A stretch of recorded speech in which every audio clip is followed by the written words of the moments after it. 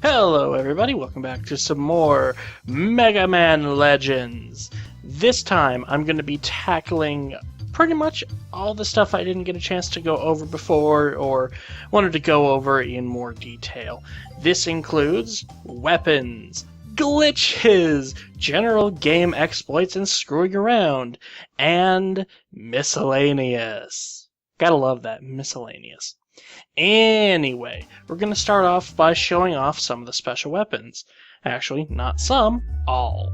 I've upgraded all the special weapons we acquired through our regular playthrough of the game to their maximum level, so you get to see them all maxed out. So to start off this little demonstration of ours, why not go with the almighty Shining Laser? In its fully upgraded glory, it decimates everything in its path. Look at this! Just look how pathetic these enemies are when compared to the mighty and powerful Shining Laser! And as you will notice, it doesn't have an energy bar.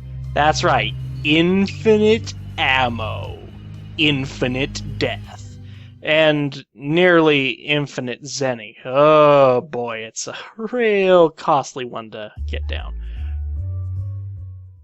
And for that reason, it may not be that great of a weapon because, no, you are not going to get enough zenny to max it out in your normal playthrough. Still though, by comparison, this is a fully maxed out buster, which I will show you how to get later. And just compare this to how easily we were destroying these guys with Shining Laser a minute ago. Clearly, it is the most powerful weapon in the game. But like I said, maybe not the most worth it. Okay, next up, let's demo the machine gun. Once again, fully upgraded. I'm going to stop saying that, though, hopefully. Let's see how long it takes us to take this guy out. Honestly, that was probably a little faster than a maxed out buster. This thing rapid fires like crazy, as it should. But look at that energy consumption. Really, you're only going to be able to take out maybe 10 enemies with it? Depends on how big they are.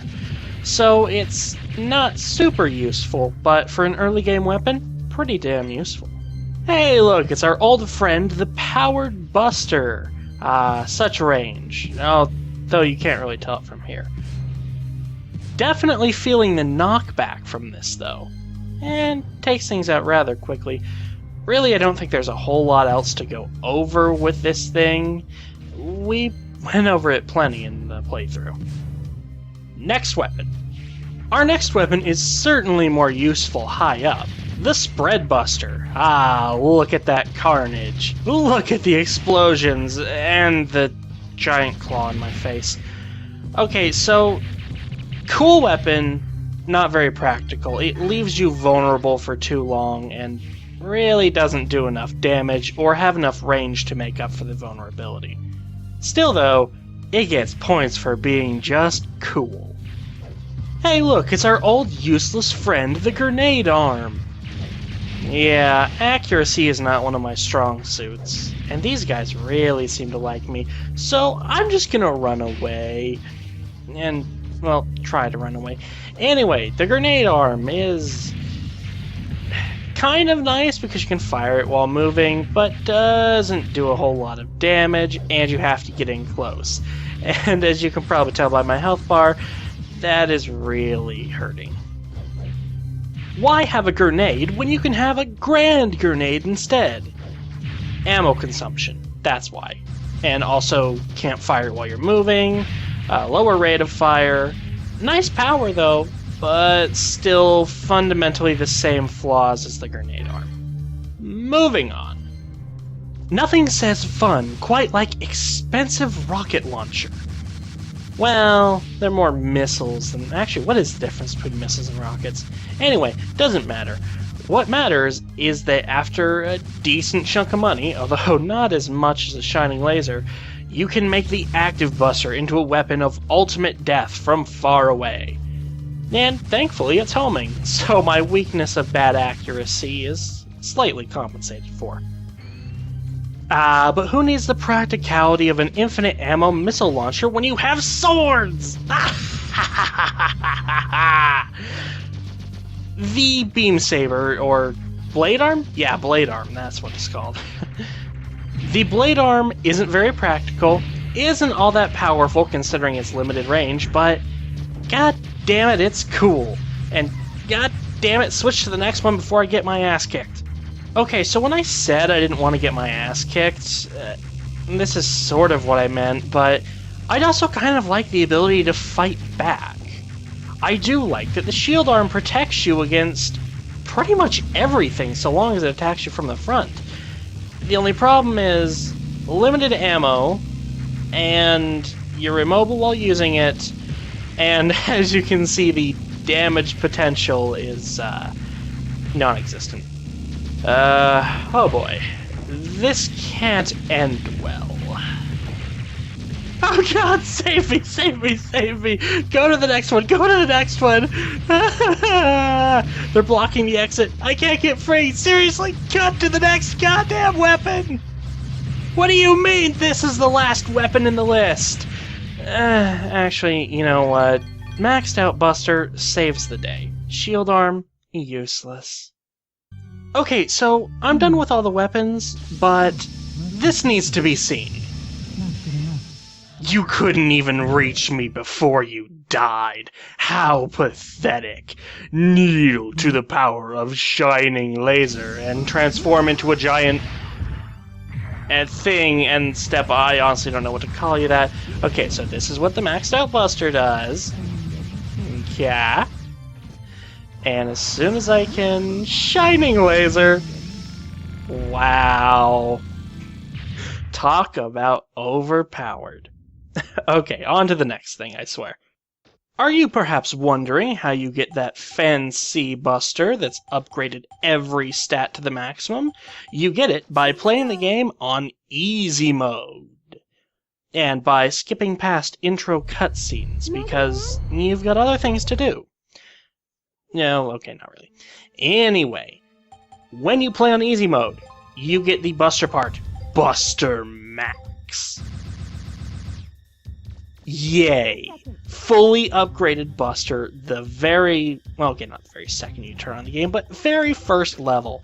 That's pretty cool.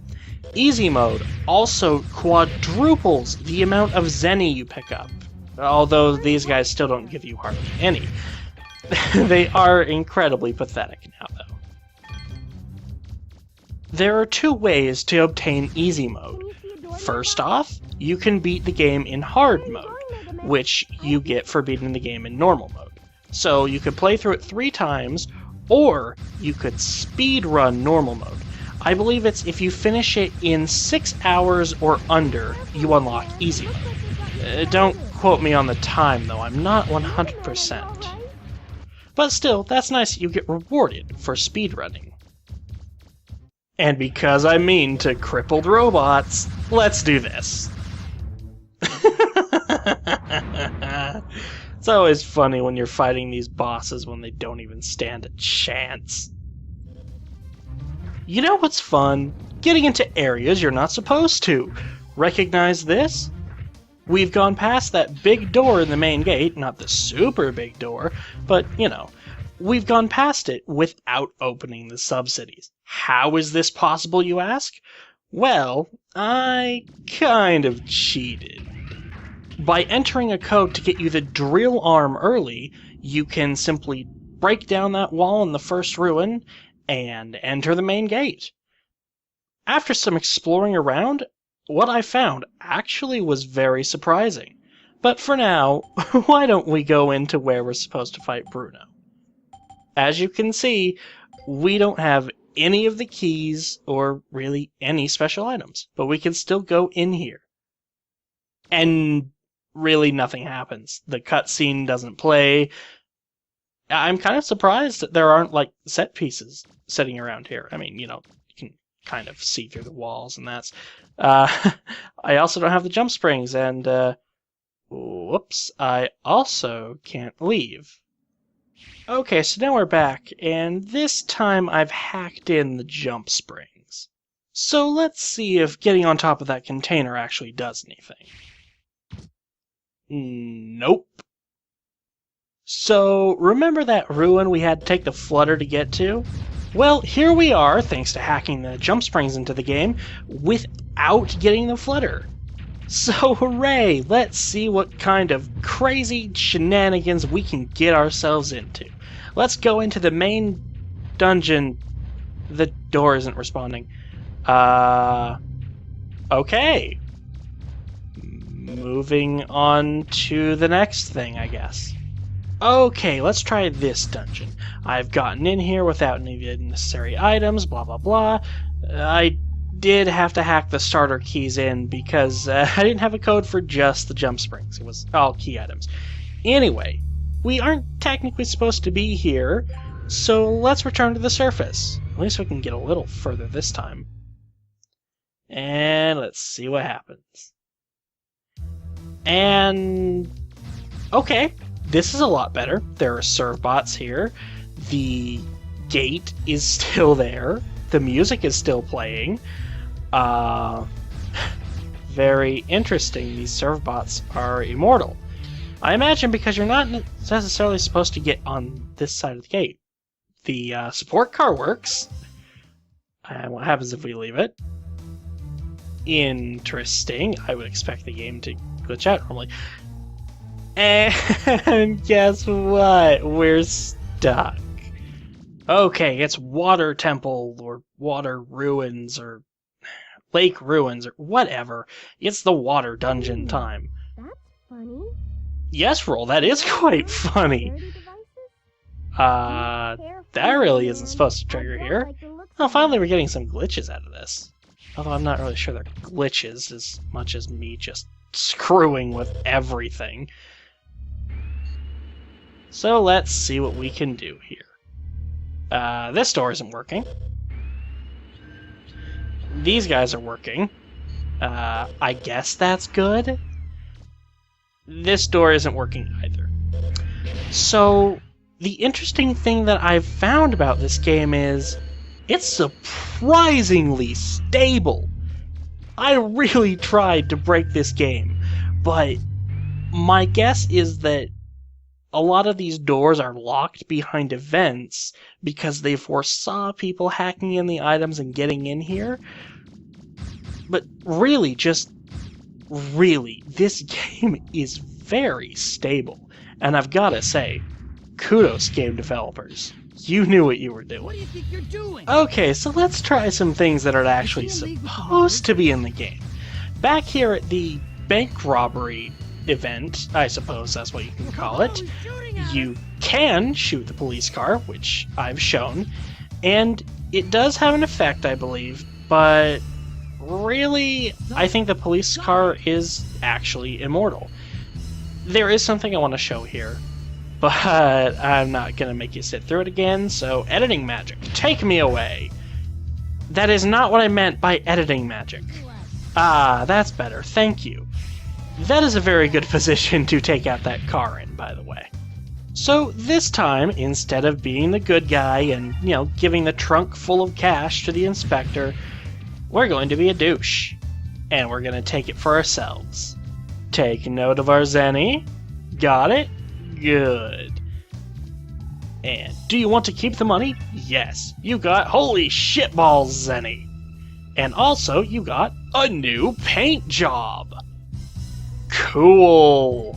And yes, you actually get the money. And again, a new paint job. What are the implications that this will have on the gameplay? None whatsoever. All that changes is a couple dialogue options, and I use the sewer exit because I'm a criminal now. Now that we're sporting this spiffy black paint job, people don't like us. We knock on their doors, and they tell us, through their doors, to stay away from their children. And people badmouth us through apparently very thin walls. Yes, people don't really care for us when we're black. Racist! So that's really about all there is to see in Megaman Legends. But as you can probably tell by the video length, we're not done yet. If you recall back to the Lake June subgate, there was something that I gave you guys to download. What you're seeing now is the map of Lake June that I made in Team Fortress 2. I know that not everyone plays TF2 anymore, I know I certainly don't, but I thought, hey, for people who just want to see it, this is a cool Mega Buster mod that I got, by the way, just thought you'd like to know. Here it is. I'll take you through a little tour of the map. Things are a little off-scale, admittedly. This was fairly... and I have an invisible gun, that's some kind of glitch. So this is fairly early in my map-making career, I guess? Anyway. As I said before, the textures were ripped pretty much exactly from the game, and while I could have used a more efficient scaling tool, I think it turned out alright. Although in hindsight, that sound effect really wasn't all that great. This room is the most different, though. If you recall, in the actual game, there was water falling from the... yeah, triple jump. The ceiling is solid. Anyway, there was water coming from the walls and all that stuff and coating these pillars, and I really just... I did not have the time, and I did not have the patience to replicate that texture. So I just kind of didn't. And there's a spray. Rainbows. Yeah. And then black hole. It's very strange. Anyway, as you can see, that's the red team base in there, where you and it's gonna take me forever to respawn. Where I started the video, that's the blue team space.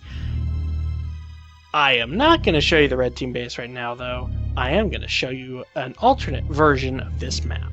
What do you do when you can't get the water texture to work properly? Flood the entire thing with water, of course. Yeah, this was an interesting little idea that I had. It's not very practical, but it's pretty cool. The only thing is that the black ceiling reflects badly in the water, I think. Oh, and you also have these, which, these are where the alligators were supposed to be, but, they're not here anymore. Yeah, I don't exactly know how to program alligators into this game.